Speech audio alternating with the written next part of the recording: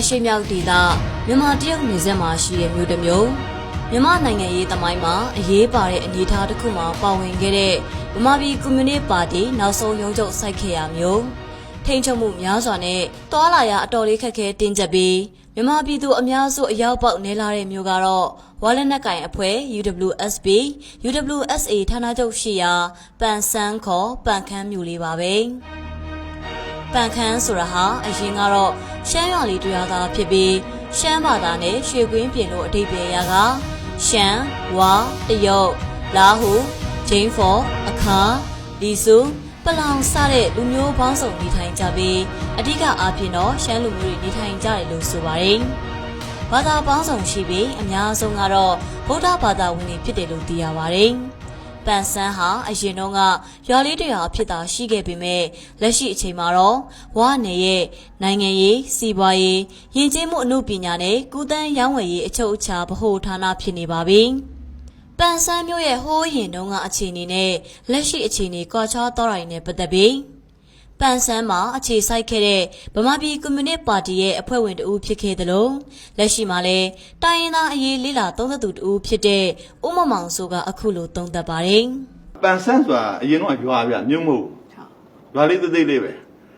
အခုပန်ဆန်းတကယ်ရောက်ဖို့လို့ရှိရင်အခုဗမာပြည်ကွန်မြူနစ်ပါတီဘိုးကောင်ကြီးဌာနချုပ်အဟောင်းပေါ့အခုသူတို့ပြလိုက်လုပ်ထားတဲ့နေရာအဲ့တကြောလေးပဲအဲ့ဒါ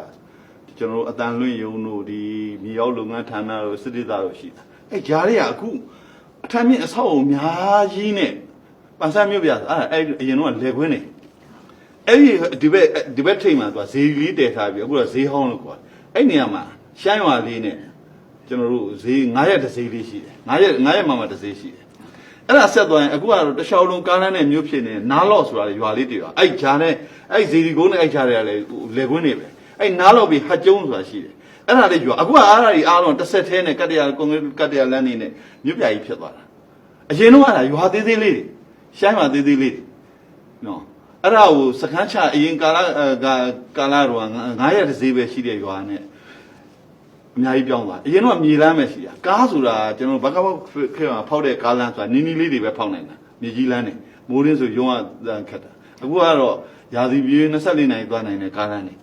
အများကြီးပြောင်းသွားပါတယ် infrastructure ဒီအခြေခံအဆောက်အအုံမှာထက်စီမီ24နိုင်ရတယ်တက်စီမီဒေတာတော်များရသွားတယ်ဆက်သွယ်ရေးဒီတရုတ်တယ်လီဖုန်းပဲဖြစ်ဖြစ်အခုမြန်မာ MPT လည်းရပါတယ်ပတ်စမ်းမှာနော်ဖုန်းတွေဆက်သွယ်ရေးလည်းကောင်းတယ်ဆိုတဲ့အခါကျတော့ဒေတာကန်တွေရဲ့ဒီအခွင့်အလမ်းနဲ့ဒီအလောက်ကန်တွေလည်းပေါ်လာတယ်ဒေတာကန်တွေမှာလည်းကျွန်တော်တို့အရင်ကတော့မငတ်ကြတော့ဘူးပန်ဆန်းမြို့ကိုသွားဖို့ဆိုရင်လာရှိုးမြို့ကနေတန့်ရန်မန်းကန်မမန်းဆိုင်စားတဲ့ဒေသတွေကိုဖျက်ကျော်သွားရင်ရောက်နိုင်ပါတယ်။ချိုင်းတုံဘက်ကနေလည်းသွားနိုင်တယ်လို့သိရပါတယ်။လာရှိုးကနေ9နာရီကျော်လောက်သွားရပြီးလမ်းတစ်လျှောက်မှာတော့တက်မတော်နဲ့အစိုးရဌာနဆိုင်ရာဂိတ်အများပြရဲ့စစ်ဆေးမှုတွေခံရပါတယ်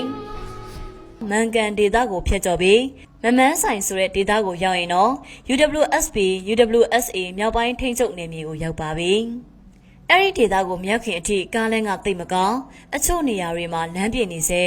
ဖုံတလုံးလုံးအနေထားလမ်းချင်းချင်းနဲ့သာရှိပေမဲ့ဝါနယ်မြေတွေကိုစဝင်လိုက်ပြီဆိုတာနဲ့အတော်လေးကောင်းတဲ့နိုင်လွန်ကတ္တရာခင်းလမ်းမကြီးကပန်ဆန်းမျိုးရောက်တဲ့အထိပါပဲဝါဒေတာဟာအရင်တုန်းကတော့ဘိန်းဆိုင်ပြိုးတဲ့ဒေတာမွေးရစေဝါထုတ်လုပ်တဲ့ဒေတာအဖြစ်ကြော်ကြားခဲ့ပြီးလက်ရှိအချိန်ထိလည်း UWSA ရဲ့မွေးရစေဝါတွေသူတို့နိုင်ငံတွေကိုဝင်ရောက်လာတဲ့ဆိုပြီးနိုင်ငံချုပ်ကဆွဆွဲမှုတွေလည်းကြုံတွေ့နေရဆဲပါပဲဒါပေမဲ့ UWSP UWSA ဒုဥက္ကဋ္ဌဦးကျောက်ကော်အန်းကတော့သူတို့ဒေတာဟာမွေးရစေဝါကင်းစင်နေပြီဖြစ်ပြီးအစားဝင်ငွေတွေနဲ့သာဒေတာဖွံ့ဖြိုးရေးလှုပ်ဆောင်ခဲ့တာဖြစ်တယ်လို့ပြောပါတယ်150块人民币说给你们不行，但是我们就是官兵平等啊，这个就是这样子啊，指引这个精神，尽量的这个减少这个铺张浪费啊，能够节约的地方就节约。ကျွန်တော်တို့ရဲ့ဒီအခွင့်အကောက်ဆိုတော့ဘေကနေလာတယ်ကျွန်တော်တို့ရဲ့ဝင်ငွေဘေကနေလာတယ်ဆိုတော့အားလုံးလည်းကြည့်ဥဆိုင်ကြတယ်ကျွန်တော်တို့ရဲ့ဒီအခွင့်အကောက်ကကျွန်တော်တို့နေမှာတတ်လို့ရှိတယ်နော်တတ်လို့လည်းရတင်ရထိုင်ရဲ့အခွင့်အကောက်လည်းရှိတယ်အစိုးရအနေနဲ့တူတာလည်းရှိတယ်အဲ့ဒီငွေနဲ့အဲ့ဒီဘတ်ဂျက်နဲ့စုစည်းပြီးမှကျွန်တော်တို့ဒေတာဖွံ့ဖြိုးရေးကိုတည်ဆောက်ခဲ့တယ်ဆိုတော့ကျွန်တော်တို့အဲ့ဒီမှာတော့ဗာလဲထောင်ပေါင်းချီတဲ့ဧကကျွန်တော်တို့စောင့်ထားတာစိုက်ထားတာရှိတယ်ပြီးရင်တခြား ကျွန်တော်တို့တိုင်းရင်းသားဒေသဆိုတော့တခြားဒီကုမ္ပဏီပေါ့နော်ဥပမာကျောင်းတစ်ခုလူလို့ရှိရင်သူတို့လာလို့ဝဲတာအဲ့လိုမျိုးလည်းရှိတယ်လမ်းတစ်ခုလုပ်လို့ရှိရင်ကျွန်တော်တို့လည်းအလူခံတာကုမ္ပဏီစီမှာတခြားပြပရင်းနှီးမြှုပ်နှံတဲ့ကုမ္ပဏီဒီပေါ့စီးပွားရေးလာရှာတဲ့ကုမ္ပဏီကိုလည်းကျွန်တော်တို့ကလိုက်ပြီးတော့ကိုညီတောင်းတယ်ပြီးရင်ကျွန်တော်တို့မှာကိုလမ်းကိုကျွန်တော်တို့တည်ဆောက်လာတော့အစိုးရဘက်ကနေလည်းကျွန်တော်တို့ကတ်တရားတော့တောင်းနေတယ်အဲ့ဟာနဲ့ချွေတာပြီးမှပေါ့အဖက်ကနေစုစည်းလာမှဒေတာကိုဖွင့်ပြပြီးမှကျွန်တော်တည်ဆောက်ခဲ့တယ်ပန်ဆန်းမျိုးဟာမြန်မာနိုင်ငံရဲ့2008ဖွဲ့စည်းပုံအခြေခံဥပဒေအရတော့ဝါကိုပိုင်အုပ်ချုပ်ခွင့်ရတိုင်းထဲမှာပါနေတဲ့မျိုးပါဒါပေမဲ့တစ်မျိုးလုံးကတော့မြန်မာမဆန်လှပါဘူးဈေးဆိုင်တိုင်းကိုတရုတ်စာဝါစာဗမာစာတွေထည့်သွင်းရေးထားတာကိုတွေ့နိုင်တယ်လို့ဈေးဝယ်ရင်လည်းတရုတ်ငွေကြေးကိုသာအသုံးပြုရပါတယ်ဗမာစကားပြောပြီးဈေးဝယ်ဖို့ခက်ခဲပေမဲ့တရုတ်စကားပြောတတ်ရင်တော့အတော်များများနဲ့စကားပြောလို့အဆင်ပြေပါတယ်မြို့ရင်းမှာလည်းတရုတ်လူမျိုးတွေလှက်ပတ်သွားတာနေထိုင်ကြသလိုစားသုံးကုန်တွေလူသုံးဆောင်ပစ္စည်းတွေကလည်းတရုတ်နိုင်ငံထုတ်ပစ္စည်းတွေလွှမ်းမိုးနေပါတယ်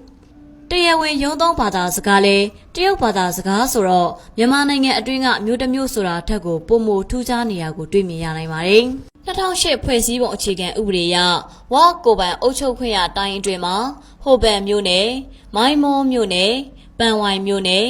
နားဖန်းမြို့နယ်မမန်းမြို့နယ်နဲ့ပန်ဆန်းခေါ်ပန်ခမ်းမြို့နယ်6မြို့နယ်ပါဝင်ပြီးခရိုင်2ခုနဲ့ဖွဲ့စည်းတယ်လို့ဆိုထားပါတယ်ဒါပေမဲ့အမှန်တကယ်တမ်း UWSP UWSA ထိန်းချုပ်နယ်မြေမှာစီမံခန့်ခွဲမှုကတော့မြို့နယ်ပေါင်း20ကျော်အထိရှိနေလို့သိရပါတယ်။ခရိုင်3ခုနဲ့အထူးမြို့နယ်2မြို့နယ်ပါဝင်တယ်လို့သိရပါတယ်။ခရိုင်3ခုကမိုင်းမောခရိုင်၊မိုင်းလင်းခရိုင်၊မိုင်းပေါက်ခရိုင်တို့ဖြစ်ပြီးအထူးမြို့နယ်တွေကတော့ပန်ဆန်းခေါ်ပန်ခမ်းအထူးမြို့နယ်နဲ့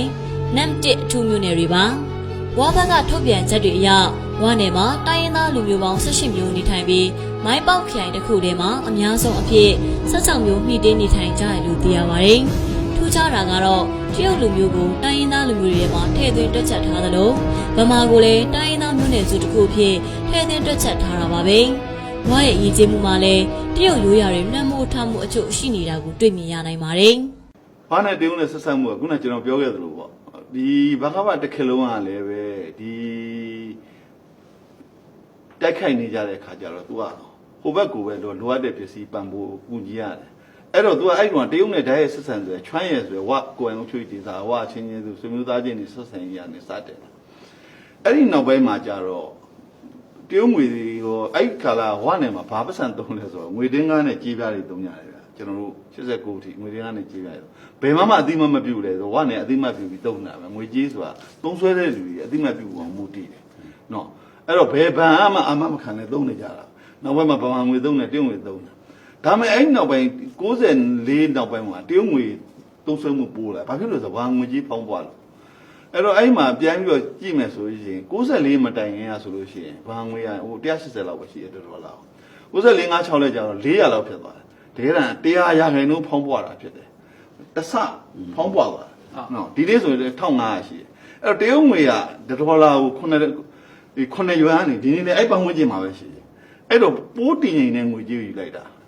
နော်တရုတ်ငွေသုံးတဲ့အရွယ်ချက်နော်ဒါဟာသူတို့ဗန္နာကြီးကတွက်ချက်เสียရမလို့လက်တွေ့လက်ငင်းရတရုတ်ငွေနဲ့ဗမာငွေလဲရင်ကိုဆုံးရှုံးမှုကများနေအဲ့လိုသုံးတတ်တာတောင်ဝမ်းနေမှာမဟုတ်ဘူးဟိုတက်ရှိလေးမျိုးကိုသွားကြည့်ဒါအစိုးရထုတ်ပြန်ထားတဲ့မျိုးဟိုလမ်းမေးသေးသေးဆိုင်တွေကနေစာပြီးစတိုးဆိုင်တွေဟိုတယ်တွေအကုန်လုံးယူရီးယားပတ်ငွေပဲသုံးတယ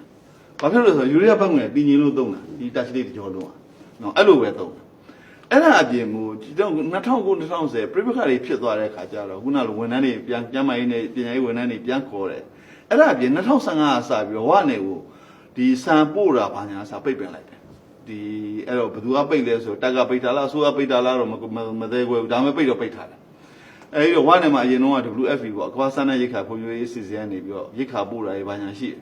အဲ့ဒါတွေလည်းမသွားတော့အဲ့တော့ဝတွေကပြောနေတာငါတို့ဗမာအစိုးရကနေဖြတ်လေးပြတ်လောက်ထားတယ်အဲ့တော့ဝနေရတယ်ရိတ်ခါမလောက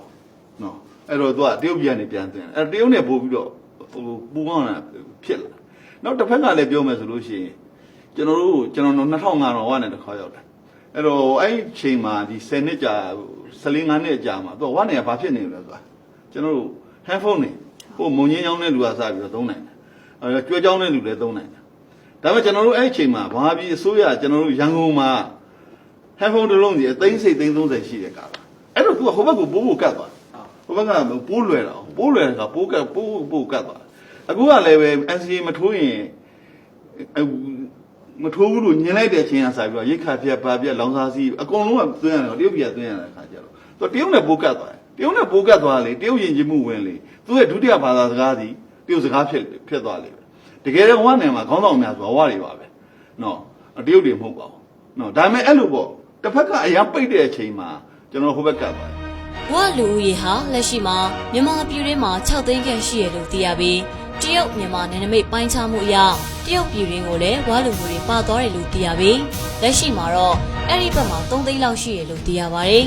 မြန်မာနိုင်ငံဘက်ခြမ်း UWSP UWSA ထိန်းချုပ်နယ်မြေမှာတော့နှစ်ပိုင်းခွဲတည်ရှိပြီးပန်ဆန်းမြို့ပတ်ဝန်းတဲ့တရုတ်နယ်စပ်ကဝါမြောက်ပိုင်းဒေသနဲ့ရှမ်းပြည်တောင်ပိုင်းထိုင်းနယ်စပ်ကပုံပါချင်းဝှေဩဒေသတစ်လျှောက်ဖြစ်တယ်လို့သိရပါတယ်ဝါဘက်ကထုတ်ပြန်ချက်အရတော့ဝါနယ်မြောက်ပိုင်းဟာဧရိယာအကျယ်ဝန်း18000 စတုရန်းကီလိုမီတာရှိပြီးဝါနယ်တောင်ပိုင်းကတော့ဧရိယာအကျယ်ဝန်း15800 စတုရန်းကီလိုမီတာရှိရလို့ဆိုပါတယ်ဝါမြောက်ပိုင်းမှာ NGO အဖွဲ့တစ်ခုနဲ့အတူ2010ဝန်းကျင်က3နှစ်လောက်ဒေသဖွံ့ဖြိုးရေးလုပ်ငန်းတွေလုပ်ခဲ့သူတို့ရဲ့ပြောကြားချက်အရတော့သူတို့လုပ်ငန်းလုပ်နေတဲ့ကာလအထိဝါဒေသကျေးရွာချို့ဟာတနေ့ပတ်လုံးထမင်းနဲ့မှန်ဖို့တော့အလွန်စူးစမ်းရပြီးလမ်းပန်းဆက်သွယ်ရေးဟာလည်းအလွန်ခက်ခဲလာရလို့ဆိုပါတယ်မြို့ပေါ်လူဒန်းစားနဲ့ကျေးလက်နေလူဒန်းစားရဲ့လူဒန်းစားကွာဟမှုဟာအလွန်ကြီးမားပြီးကျေးလက်နေလူဒန်းစားဟာနတ်ကိုးကွယ်မှုဓလေ့အပေါ်ကြီးကြီးမားမားယုံကြည်ကကျမ်းမာရေးကိစ္စနဲ့ပတ်သက်လို့စေကန်းသွားမယ်ဆိုရင်တော့နမေးပြီးမှသွားကြတာမျိုးအထိရှိရလို့ဆိုပါတယ်မှန်တယ်ဒီစင်းရဲချမ်းသာကွာဟမှုဆိုတော့ကျွန်တော်တို့ဝမ်ဘီယာကိစ္စရပ်တစ်ခုတည်းမဟုတ်ပါဘူး။ဟိုကဘာပေါင်းအခွင့်ပြုတိုးတဲ့ဆိုအမေရိကန်မှာတော့မှဒီစင်းရဲချမ်းသာကွာဟမှုတွေရှိနေတာပဲ။ဒါကတော့ကျွန်တော်တို့တဖြည်းဖြည်းနဲ့မပြောင်းနေတဲ့ထက်နဲ့အောင်ကျွန်တော်တို့ကတော့ရှစ်ဆက်လို့သွားဖို့ဒါကတော့ရှိနေတာပဲလေ။ဝါဒေတာကို1989ခုနှစ်ဧပြီလအတွင်းကဗမာပြည်ကွန်မြူနစ်ပါတီခေါင်းဆောင်တွေစီကနေဝါတိုင်းသားခေါင်းဆောင်တွေအာဏာသိမ်းလိုက်ပြီးနောက်ပိုင်းကတည်းကဝါလူမျိုးခေါင်းဆောင်တွေကသာအုပ်ချုပ်ခဲ့လို့သိရပါတယ်။လက်ရှိအချိန်ထိလည်းဝါလက်နက်ကိုင်အဖွဲ့ဖြစ်တဲ့ UWSP UWSA ကသာအစိုးရတရက်အနေနဲ့အုပ်ချုပ်ပြီးအုပ်ချုပ်ရေးပိုင်းအားလုံးကိုတာဝန်ယူထားတာပါ။ပြည်အောင်စုအစိုးရဘက်ကတော့ပညာရေးနဲ့ကျန်းမာရေးဝန်ထမ်းတွေလယ်ယာစိုက်ပျိုးရေးနဲ့စိတ်များဝန်ထမ်းတွေတရိတ်ဆန်ဆေးကုဆရာဝန်သာရှိရလို့သိရပါတယ်။သတင်းမီဒီယာအနေနဲ့လည်းပန်ဆန်းမြို့အခြေစိုက်ဝအစိုးရမီဒီယာ WSTV တခုသာရှိရလို့သိရပါတယ်။ဝဒေတာမှာအဓိကအားနည်းချက်ကပညာရေးပိုင်းဖြစ်တယ်လို့ဆိုပါတယ်။1989ခုနှစ်ဝခေါင်းဆောင်ပိုင်းအာဏာသိမ်းတဲ့အချိန်တုန်းကဝဒေတာတစ်ခုလုံးမှာအခြေခံအစ်စ်မူလာတန်းကျောင်း22ကျောင်းနဲ့ကျောင်းသားဦးရေ609ဦးသာရှိခဲ့လို့ဆိုပါတယ်။ဒါပေမဲ့အခုအချိန်မှာတော့ဝဒေတာမှာအခြေခံပညာကျောင်းပေါင်း409ကျောင်းနဲ့ကျောင်းသားဦးရေပေါင်း64,916ဦးထိရှိရလို့ဝဘက်ကထုတ်ပြန်ချက်တွေအရသိရပါတယ်။ NGO အဖွဲ့တစ်ခုနဲ့အတူဝဒေတာမှာ3နှစ်ခန့်နေထိုင်ခဲ့သူရဲ့ပြပြချက်အရတော့ပန်ဆန်းမှာတရုတ်စာသင်ကျောင်းတွေလည်းရှိပြီးအဲ့ဒီကျောင်းတွေမှာပဲတက်ရောက်သူတွေလည်းအများအပြားရှိရလို့ဆိုပါတယ်။ဒါအပြင်တရုတ်နိုင်ငံတွင်းကိုဆေလွတ်ပညာသင်ကြားစီသူတွေလည်းရှိရလို့သိရပါတယ်။စီးပွားရေးနဲ့ပတ်သက်လို့လည်းတရုတ်နိုင်ငံကလာရောက်ရင်းနှီးမြှုပ်နှံမှုတွေများစွာရှိနေတယ်လို့ပန်ဆန်းမြို့တွင်ဈေးဆိုင်တွေကလည်းတရုတ်လူမျိုးတွေရောင်းချတဲ့ဆိုင်များပြားရှိနေတာတွေ့ရပါတယ်။ဝါကိုတရုတ်ရဲ့လွှမ်းမိုးမှုတွေရောကျသွားဖို့ဆိုရင်တော့သူတို့ကိုပိတ်ဆို့ထားတာတွေဖယ်ရှားပေးပြီးဝလူတို့နဲ့ဗမာလူတို့နီးနီးကက်ကက်ဆက်ဆံဖို့လိုမယ်လို့ဥမမောင်ဆိုကအကြံပြုပြောထားပါတယ်။အခုကျွန်တော်တို့တကယ်တမ်းလိုရတာဒါတွေပြန်ဖွင့်ပေးရ။ပြန်ဖွင့်ပေးပြီးဝလူတို့နဲ့ကျွန်တော်ဗမာလူတို့တဲ့လေနီးနီးကက်ကက်ဆက်ဆံ။ဒါမှကျွန်တော်တို့ကပိုးနားလည်မှုရတာ။သူတို့ကိုရိတ်ခါတွေဖြတ်တာလေဆန်တွေဖြတ်တာလေစီတွေဖြတ်တာလေလောင်စာစီတွေဖြတ်တာလေဖြတ်ထားပြီးဟိုဘက်တစ်ဖက်တွန်းပို့ပြီးမင်းတို့တရုတ်ဆန်တွေသွားပြောနေလို့ကျွန်တော်ကမရအောင်။ဗမာရင်ချင်းမှုဆန်ကြီးကျွန်တော်တို့ပဲကက်စစ်တွေကျွန်တော်ဖွင့်ပေးရမယ်အခုဆိုရင်တကယ်အဲ့ဆန်တွေကဘယ်သွားရဆန်ဆိုမူဆယ်ကနေပြီးတော့ရောင်းတဲ့ဆန်တွေပဲမူဆယ်ကတည်းကရောင်းတဲ့ဆန်ပတ်ပြီးတော့ပန်းဆန်းဆိုတော့တပတ်ကြီးသွားတာဈေးကြီးလေးပေးဝယ်ရတယ်လောင်စာစီဆိုတဲ့ဒီလိုပဲဈေးပိုကြီးအဲ့တော့တရုတ်မဆန်စီခြင်းတော့ကျွန်တော်တို့ကတစ်ဖက်ကိုတွန်းပို့ထားတာကိုရပ်တန့်ပေးဖို့လိုအပ်တယ်လို့လက်ရှိမှာတော့ပန်ဆန်းမြို့ဟာတိုးတက်မှုတွေများစွာရှိနေပြီးတာမန်အလုပ်သမားတယောက်ရဲ့အလားစာဟာလည်းတရက်ကိုတရုတ်ရန်ငွေ100မြန်မာငွေ2200ကျပ်ကျော်ဝန်းကျင်မှာရှိနေပါတယ်။ စုံဖို့ရအားလျှက်စစ်စီမံကိန်းလိုမျိုးကိုပိုင်လျှက်စစ်မီထုတ်လုပ်နိုင်တဲ့စက်ရုံမျိုးကိုလည်းပိုင်ဆိုင်ထားပြီးဒေသတွင်းကိုတစ်နှစ်လုံးမှာပြက်လက်မှုမရှိသလောက်နေပါလျှက်စစ်မီပေးထားနိုင်တယ်လို့လည်းသိရပါတယ်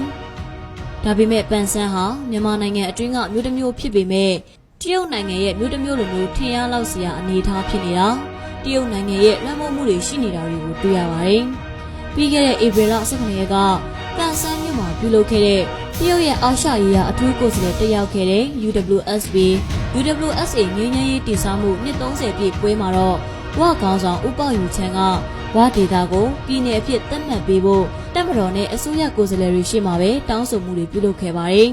။တက်ရောက်ခဲ့တဲ့အခြားတိုင်းရင်းသားလက်နက်ကိုင်အဖွဲ့အစည်းတွေကလည်းဝရဲ့အနေအထားကိုအားကျတယ်ဆိုတဲ့အတန်တွေလည်းထွက်ပေါ်လာပါတယ်။ဒီလိုအနေအထားတွေကိုပြည်ထောင်စုအစိုးရအနေနဲ့ဘယ်လိုဖြေရှင်းမလဲ။တရုတ်ရဲ့လွှမ်းမိုးမှုအငွေ့သက်တွေကိုဘယ်လိုဖျက်ကျော်မလဲဆိုတာကတော့